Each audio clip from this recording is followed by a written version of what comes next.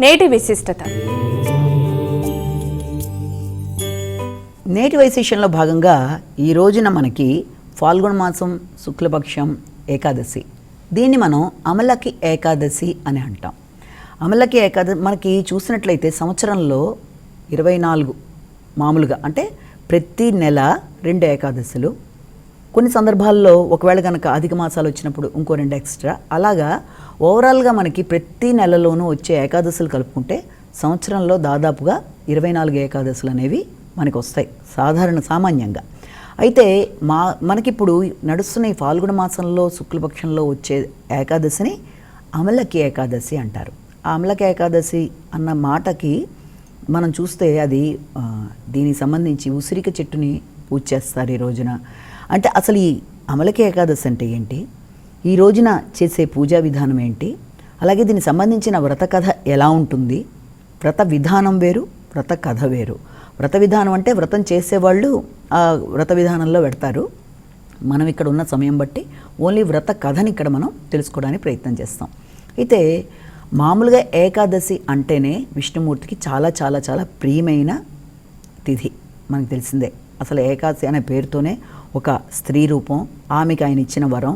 దాంట్లో భాగంగానే ఏకాదశి నాడు ఎవరైనా ఉపవాసాదులు చేయడం బట్టి, అలాగే తిథుల్లో ఏకాదశికి ప్రాముఖ్యతనిచ్చి, అలాగే ఏకాదశి నాడు చేసే ఏ కార్యక్రమం అయినా ఆయనకి ప్రియమైనదిగా ఉంటుందని, ఇలా రకరకాలుగా ఏకాదశి విషయంలో ఆయనకి చాలా ఎక్కువ ఇష్టం ఉంది అని మనం చాలా పాత వాట్లలో కూడా చెప్పుకున్నాం. అయితే ఏకాదశి అనే దాంట్లో కూడా ప్రముఖంగా ఫాల్గుణ మాసం కూడా విష్ణుమూర్తికి చాలా ప్రియమైన మాసంగా మనం అనుకున్నాం. కాబట్టి అంత విశిష్టమైన ఈ ఫాల్గుణ మాసంలో ఈ వచ్చిన ఏకాదశిని మనం అమలకి ఏకాదశి అనే పేరుతో వ్యవహరిస్తారు. అయితే అమలకి ఏకాదశి నాడు చేయవలసిన కార్యక్రమాలు మామూలుగా ఎలాగంటే, మామూలు రెగ్యులర్గా రోజున పూజా కార్యక్రమాలు చేసుకునేవాళ్ళు పొద్దున ఉదయమే లేచి స్నానాది కార్యక్రమాలు చేసిన తర్వాత విష్ణుమూర్తికి సంబంధించిన పూజా విధానాలు చేసుకుంటూ, దాంతోపాటు విష్ణుమూర్తికి సంబంధించిన విష్ణు సహస్రనామాలు వినడాలు, చేసుకోవడాలు లాంటివి చేయడం, విష్ణుమూర్తి పూజా విధానాలు చేయడం, అలాగే దాంతోపాటుగా ఈ యొక్క దీన్ని కూడా పూజ చేస్తారు ఈ రోజున, ఇది ఉసిరికాయన్ లాంటి దాన్ని పూజ చేయడం, ఇవన్నీ అందులో భాగాలుగా మనం చెప్తాం అన్నమాట. ఇవన్నీ చేయడం, అలాగే ఆ వ్రత కథని చేసుకోవడం, కొందరు దానికి సంబంధించి ఉపవాసాది కార్యక్రమాలు చేయడం, ఉపవాస సమయంలో అలానే పూర్తి ఉపవాసం కాకుండా దానికి ఉపవాసాదులు చేసేవారు తగిన విధంగా తీసుకునే ఆహార నియమాల ప్రకారం ఆ విధానంలో వాళ్ళు ముందుకు వెళ్ళడం, ఇవన్నీ చేసి మర్నాడు ద్వాదశ పారణ, ఇవన్నీ అది ఇంకొక పద్ధతి. ఇక్కడ మామూలుగా కొంతవరకు చేసుకోగలిగిన వాళ్ళు, అంటే పూజా విధానాల్లో ఏ రకంగా చేస్తారు అంటే, ఆ రోజు దీపారాధన కార్యక్రమాలు, విష్ణుమూర్తి పూజ, విష్ణు దేవుడికి సంబంధించిన దేవాలయ సందర్శన, విష్ణుమూర్తికి సంబంధించిన మంత్రాలు వినడం లాంటివి, చేసుకోవడం లాంటివి, ఈ కార్యక్రమాలన్నీ కూడా అంటే ఎక్కువ భాగం భగవంతుడి సాన్నిధ్యంలో గడుపుతూ చేయడం వల్ల దేవుడి యొక్క అనుగ్రహం అనేది తమకి లభిస్తుందన్న ఉద్దేశంలో కొందరు అన్ని ఏకాదశులు చేసే ఉంటారు, కొందరు కొన్ని మాత్రమే ప్రత్యేకంగా చేసుకుంటూ ఉంటారు.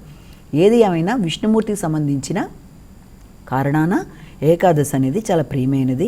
వ్యక్తికి సర్వ పాపాలు, అనారోగ్యాలు, బాధలు, ఇబ్బందులు, ఆర్థికపరమైనవి కానీ అనారోగ్యపరమైనవి కానీ మొదలైనవన్నీ పోగొట్టే అవకాశాలు ఉంటాయి.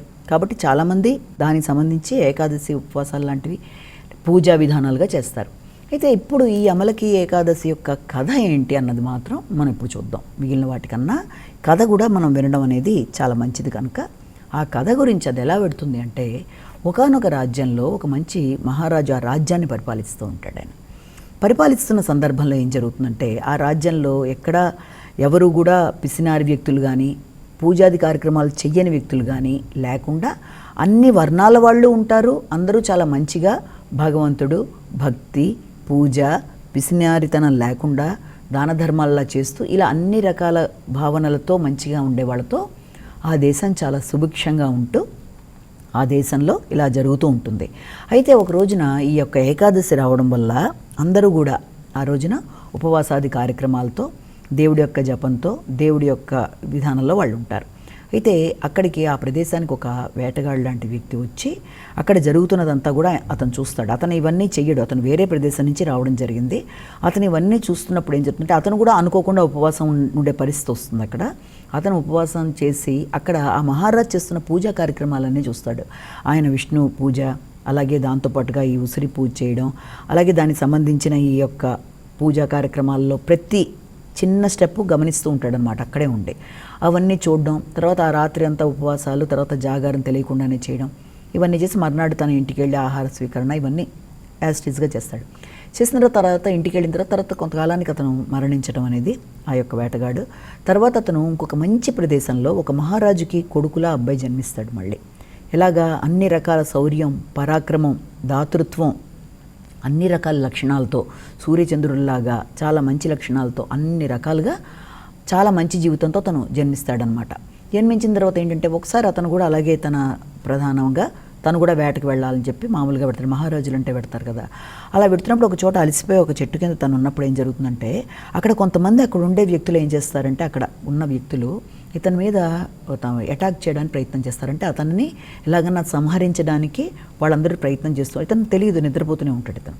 అతని మీద అలా చేయడానికి ప్రయత్నం చేస్తూ వాళ్ళలో వాళ్ళు అనుకుంటారన్నమాట, ఇతను మన కుటుంబం వాళ్ళని ఇలాగ ఇబ్బంది పెట్టాడు, వీరిని హతమార్చాడు, నా తమ్ముడిని హతమార్చాడు అని వాళ్ళలో వాళ్ళు మాట్లాడుకుంటూ, కాబట్టి ఇతను దొరికాడు కాబట్టి ఇతను మనం ఇలాగే చెయ్యాలి, ఇతన్ని ఉంచకూడదు అన్నట్టుగా వాళ్ళలో వాళ్ళు అనుకుంటూ అతన్ని ఎలాగన్నా చెయ్యాలి, సంహరించాలని చేసే ప్రయత్నాల్లో అతనికి తెలియకుండా అతను నిద్రపోతున్న అతని శరీరంలోంచి ఒక దేవతా స్త్రీ లాంటి ఒక వ్యక్తి వచ్చి మొత్తానికి వీళ్లతో, అంటే వీళ్ళు ఎలాగైతే ఆయన మీద బాణాలు సంధిస్తున్నా కూడా అవి అతనికి అంటకుండా కింద పడిపోతూ ఉంటాయి. ఆవిడొచ్చి వాళ్ళతో పోరాడినట్టు చేసి మొత్తానికి వాళ్ళందరినీ ఇది చేసేస్తుంది. తర్వాత తను మెలకువ చూసేప్పుడు తన చుట్టూ అందరూ పడిపోయినట్టుగా ఉంటారు.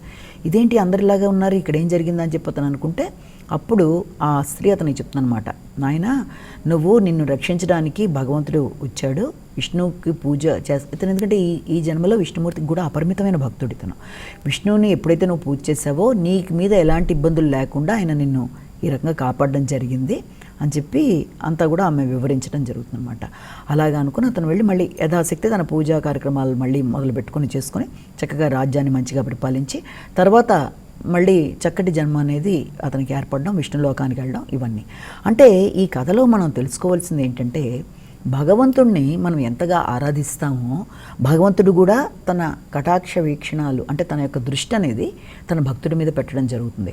అంటే ఆ చేసే కార్యక్రమంలో మనకి ఎప్పుడు కూడా భగవంతుడిని ప్రార్థించేటప్పుడు కానీ భగవంతుడిని ప్రేమించేటప్పుడు కానీ ఎక్కడ కూడా స్వార్థపూరితంగా అంటే దేవుడి గుడికి వెళ్ళంగా నువ్వు నాకు అది ఇవ్వు ఇది ఇవ్వు అని అడిగే విధానంలో కాకుండా మనసు పెట్టి నిష్కల్మషంగా పూజా కార్యక్రమాలు చేస్తే అన్ని విధాలా భగవంతుడి యొక్క మన్ననలు పొందడం అనేది సులభంగా ఉంటుంది. అందుకే భగవంతుడిని పూజ చేసేటప్పుడు 8 రకాల పుష్పాలతో పూజ చేయమని చెప్పి చెప్తూ ఉంటారు. అందులో ఆ 8 రకాల పుష్పాలలో కూడా మనం ఏంటంటే అహింస, సత్యం, ధర్మం, క్షమ, ఇలా ఈ విధంగా ఇతరులకి ఉపకరించడం, ఈ మార్గాలన్నీ కూడా ఒక పుష్పంగా చెప్తారనమాట. అంటే ఇవన్నీ చేయడం బట్టి ఒక్కొక్క మంచి అలవాటు ఒక్కదాని ప్రకారం చేసినట్లయితే భగవంతుడి యొక్క కటాక్షం అనేది వ్యక్తి మీద తప్పనిసరిగా ఉంటుంది. అంటే ఏదో రూపంలో దేవుడు ఆ వ్యక్తిని కాపాడడం అనేది జరుగుతుంది అన్నట్టుగా కూడా మనం ఇందులో తెలుసుకోవాల్సిన ఒకానొక పాయింట్.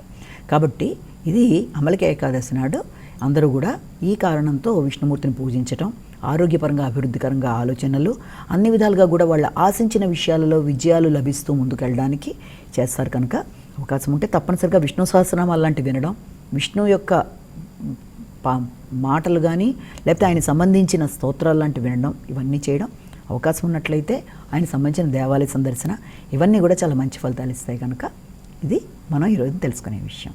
నమస్కారం.